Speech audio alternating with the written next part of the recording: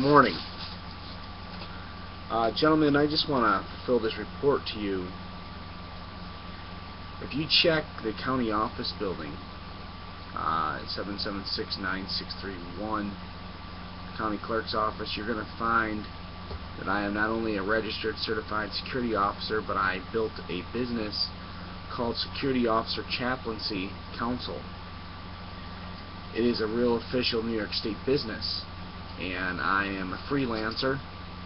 I do it on volunteer service for any police agencies. I've done a lot of work for the FBI, and I've done a lot of work for Bath PD in collecting data.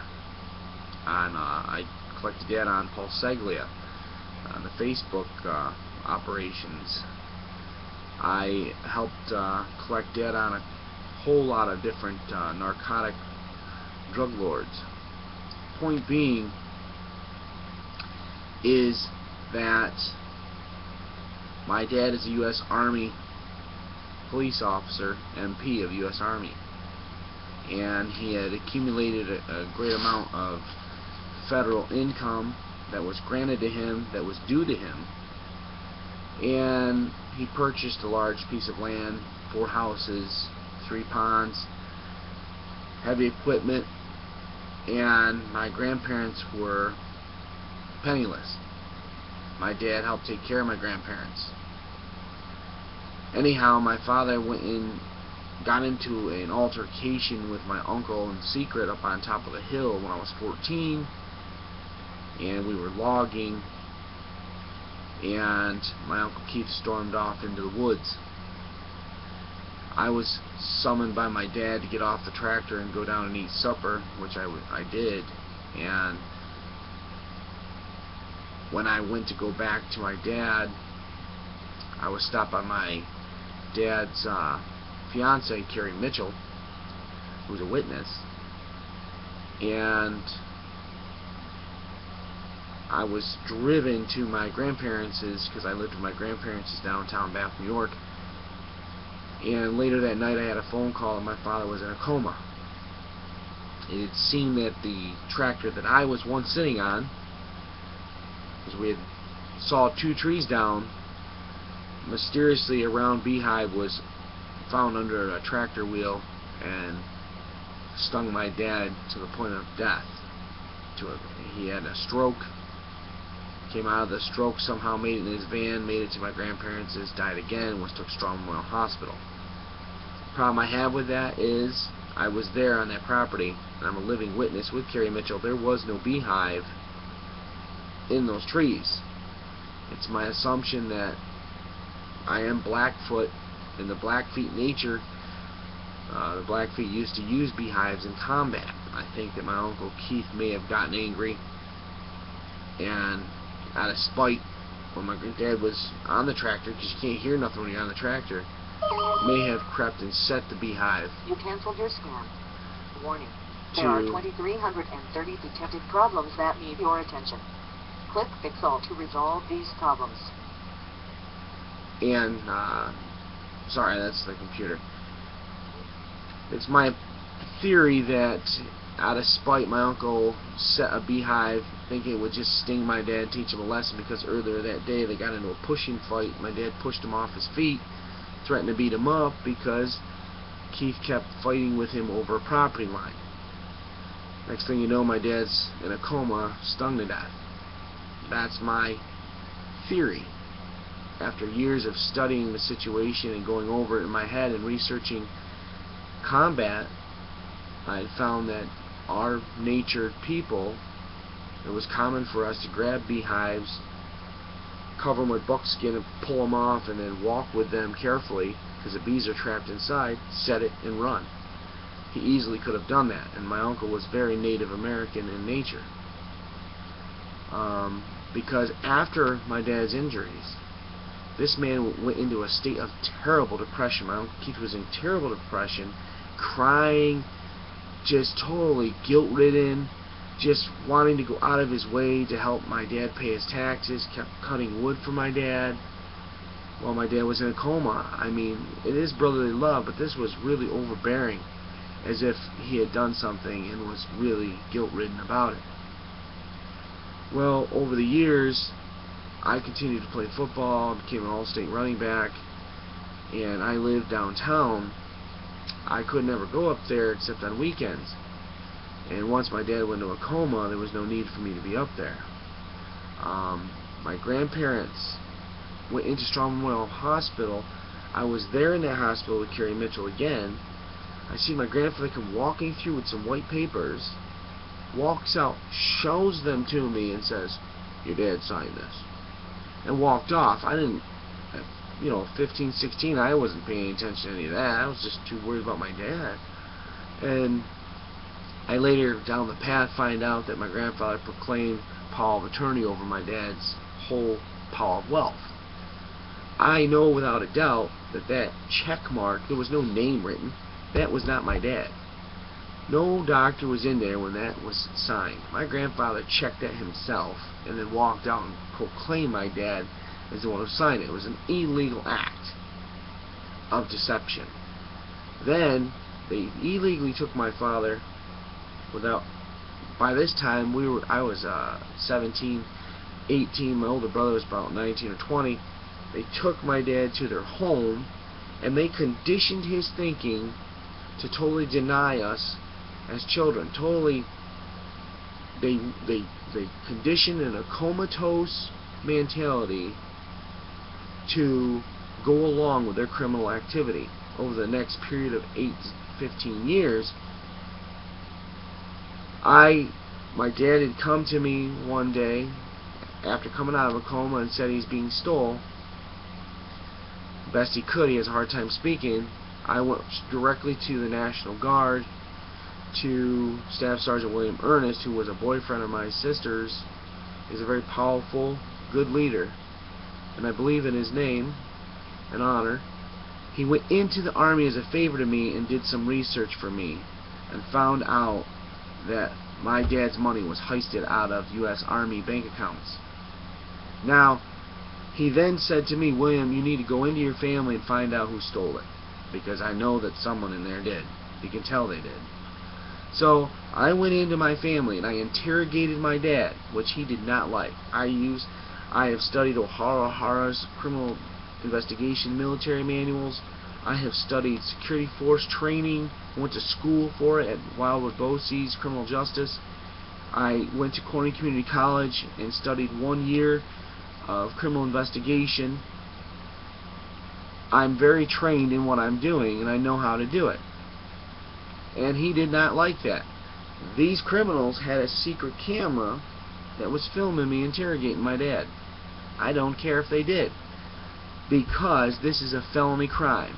And if you check the New York State Penal Code, when a felony crime is committed and the felons are not apprehended, the arresting personnel, whether civilian or police officer, can make a citizen's arrest at any level, whether it be by gun force, physical force, restraining force, manipulation. I can say, do, and whatever it takes to bring these criminals to justice. Curtis Rice and Marcia had a new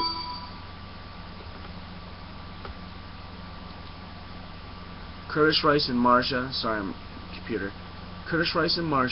had a new home brought in. Brand new taxidermy shop. These two people were barflies. They had no credit. They had no reasoning behind their legality to have such power. Bought 2 yachts. Just spending huge dough. I went to my Uncle Keith, the same guy that I believed did these things to my dad in the beginning. We didn't get along.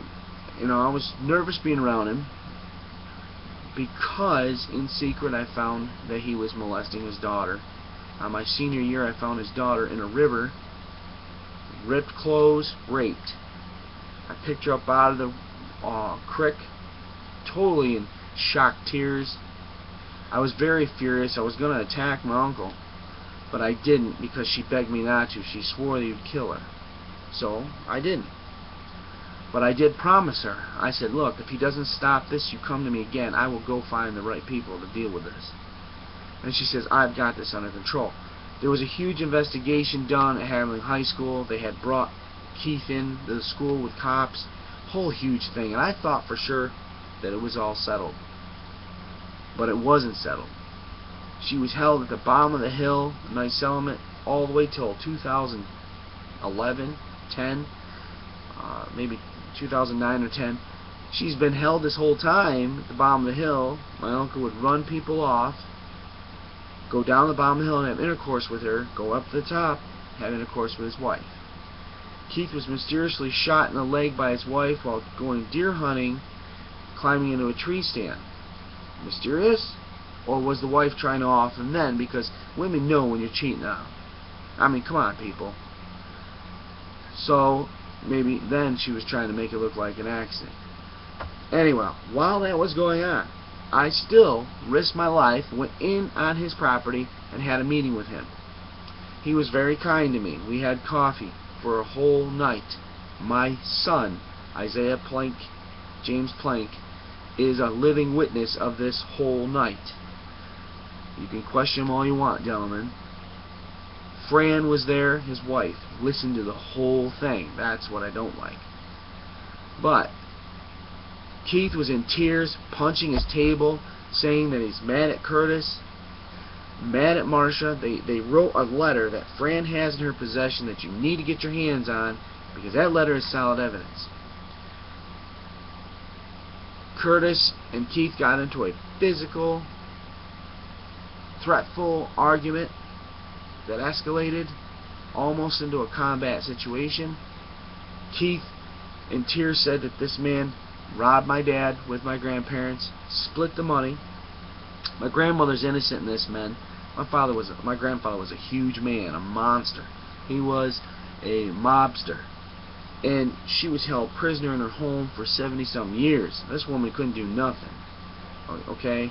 So you gotta understand that. Keep that in mind. It doesn't matter how smart that woman was, she had no say. Not really. Maybe influence, but she had no freaking... She couldn't do jack. But these people split this money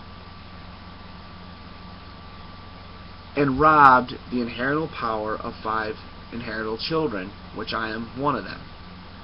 And now my dad is still held hostage by these criminals, with a group of Masons involved in here that are because there's an oil pocket under my dad's property, and New York State is trying to swipe this from us 5 inheritors. And I am an officer and a chaplain. I have a doctorate of divinity. I went to Liberty University. I have a 2-year college degree in construction management.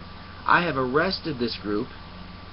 I am a Black Teutonic Templar of the Roman Church. I'm not a Protestant Lutheran Mason. I belong to the Pope.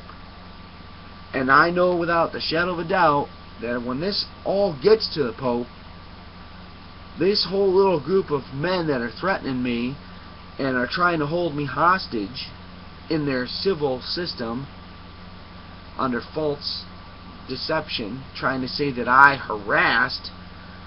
didn't harass anyone. I made a phone call at 3 weeks prior to their accusations arresting Marcia and Curtis Rice and that whole hill.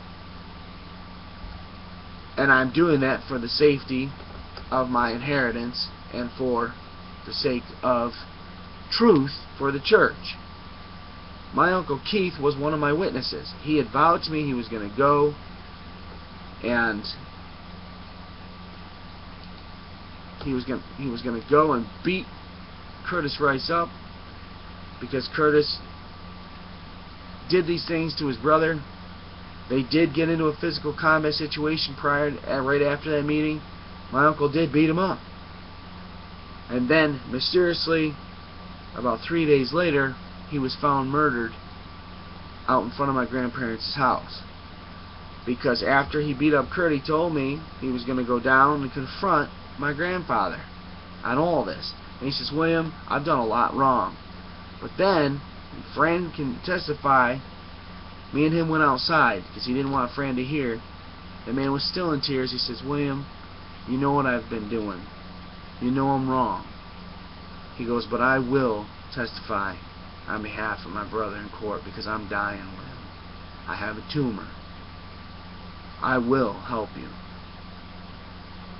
Your Honor, I was in tears when I found this out. But this man was willing to risk his, to burn everything down to bring the truth out.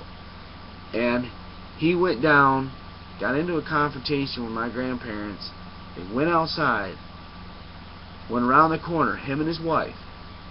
She comes running back in, and the statement says that Keith had killed himself. My uncle was a gun expert. He was a champion pistol handler. He could spin 6 shooters. He was incredible. This man was highly intelligent in every way, could do anything, build anything. He was brilliant. He would never take a gun, a .22 Magnum, which only his wife owned, that she kept in her purse, stick it behind his head, all the way wrenching the shoulder blade, to shoot himself in the back of the head where the cerebellum is. Come on, man, wake up here. This is a royalty. He did wrong, but he was still a royalty, plank of royalty blood. He stuck, a man would stick the gun here, here. There's no way a man this educated would do this. But a woman walking behind him, who quickly pulls her snub-nosed .22 Magnum out of her purse and quickly snuffs it behind his head and pulls the trigger while he's not looking. Now that is exactly what happened. I am an expert in combat. I have studied martial arts and combat my whole life. I'm exhaustive. I can go just as exhaustive as Norris or Seagal. And I'm here to tell you, the man was murdered so that he couldn't testify. Why would his wife do that? Well, 1, he was having sex with her daughter, and she knew it all these years. 2, they had both stole inherited money from her sisters, well over $1 million. So all that fear of, oh my God, I'm going to live a long time, I'm a female, I'm going to get put away, is definitely what's going on in her head. Right after his death, not even 2 weeks later or 3 weeks later, she's in bed with Joe Sharp, a family member.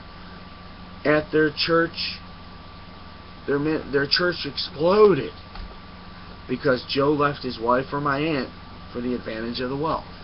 Huge explosion. While this is all going on, my cousin Keithy Plank Jr., a very fine United States Marine, was in the Marine Corps and wasn't present when all this went down. So he really doesn't know. Now, I've arrested these people, and I've got a little group of little white men, because I'm a half-breed, I'm half German, half Indian, on my property, trying to tell me that I cannot go near my dad, and that these people are going to sit here and be allowed to continue to collect rent money and pocket it for their own doing. I don't think so. I have contacted Germany. I have let Germany know what's going on here. I've also contacted a few of my Asian masters. And I have contacted the Pope. What we want is this little group arrested, and we want that land and that dad secured under U.S. Army honor, because my whole actions of power and arrest were done in the honor of U.S. Army. I was requested by Staff Sergeant William Ernest to go forth and find the criminal. I did my duty. I am certified and licensed by the state of New York, and I need some honest men that are willing to step in here and help me secure the situation. I'm not trying if you guys don't want Marshall Curtis to go to jail, that's up to the U.S. Army, Obama, and the Pope. I could care less. I just did my duty. My father came to me continually saying he was being robbed. There's a gentleman named Red in all this story that was seen at the People's Bank with my dad's vault. I jumped out of a vehicle with my son again, tried to apprehend him. He fled through the vault into my dad's van, screaming, ordering my dad to take off. My dad is handicapped. My dad is gullibly handicapped. He obeyed this man's commands.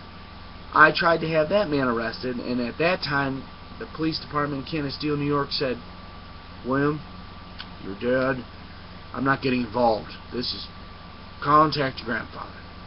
So I went up to the top of the hill where I lived in Hartshorn. I called my grandfather. My grandfather says, what the hell are you doing, sticking your nose in the business? I said, what are you talking about? I said, this guy's down here in Canasteel with Dad in his vault. What? Are you shitting me? What is Red doing with your father? He's not supposed to be with your dad. My grandfather lives 9 miles from my dad. So this guy drove in there covertly, talked my handicapped dad into getting into his vehicle and driving them both to the bank to get some money from my father. It's not legal. I still haven't got my hands on Red. And Red's last name is Baker, I believe, because Nancy Baker, his sister, is in bed with my dad giving him sexual intercourse, and this woman has diseases coming out of her legs. You cannot tell me she don't got AIDS. You cannot prove that to me yet. She's never been tested. What is this female doing? She was sent in by the same thief, Red, who had previously tried taking money from my dad. This female, I interviewed her. I policely interviewed her. I said, what are you doing here, and who are you, and why are you here? She says, well, I'm Red's sister. I'm just helping your dad. I said, oh, really? She says, yeah, I don't love your dad. I'm just here to help him. I have my own money. I have SSI, and I have no place to go. I said, really? I said, huh. Well, my dad took sexual interest in her because, obviously, he's handicapped, and handicaps love sex. However, due to the fact he's a veteran of the police level, and however, he is too handicapped to make his own righteous decisions, I, being his accountable son and filed power of attorney a long time ago, which someone is lying and denying, am a chaplain of the church, a minister. I went and checked on this and found that the woman hasn't shown any paper data that she's not sexually diseased. Why does she got this nasty, her legs all bandaged up? What is coming out of her legs? She didn't clarify that. At the time of the... There's no proof. You can say whatever you want. You can say, well, I had an operation. You can say this or that. But there's no proof. You need to show me data. I need to know if you've been sent in here with a disease to kill my dad. It has been common for sexual assassins to come in and help wipe out an inheritor. Do you understand, gentlemen? Let's not be uneducated here. People want the property. People want the oil. People want this man's small portion of wealth. I myself am a world inventor. I've never needed money. My dad will testify to you. I've never asked him for $1. I've always had tremendous power. And I have tremendous power. And I'm able to make more money than any of you men. And you can put it to the test. But I want this situation held. If you guys want to favor Curtis Rice, who is a banished Marine for disrespect and honor in the Corps, God bless you. If that's what you want to do, he deserves 30 days in jail at least. As a priest, in my opinion, no matter what, him and Marcia need to do 30 days in jail. Beyond that, it's all up to you men and the Army to decide. But that's what I think. And they should sell their property, put the money back into the 5 accounts to pay back the 5 inheritable children, and then go right down to welfare and let Uncle Sam take care of them, because these two people didn't go to college. These two people didn't make the righteous steps in life. They chose to live as barflies. Curtis was always hanging out in bars and bands, wasting his time jamming, even though he's good. He's real good. Well, if you got all the time in the world to freaking slam your hands around on drums, then you were really wasting a lot of time to get that good. Understand? So, he should have been going to college. It's not up to the House of Plank. It's not up to my dad and us 5 children to give this man a life. Son of a gun. Go down to welfare and start at the bottom like the rest of us. I had to. And I'll tell you what. I climbed that mountain. I climbed it hard. Do you understand? Make this son of a bitch climb Fool's Mountain just like the rest of us, gentlemen. Whether you're poor, common, or royal. Hallelujah. Thank you. Somebody needs help here. Oh, and by the way, getting a little bit fed up with the insinuations of psychological dilemma. Quit insulting my intelligence, gentlemen. Thank you.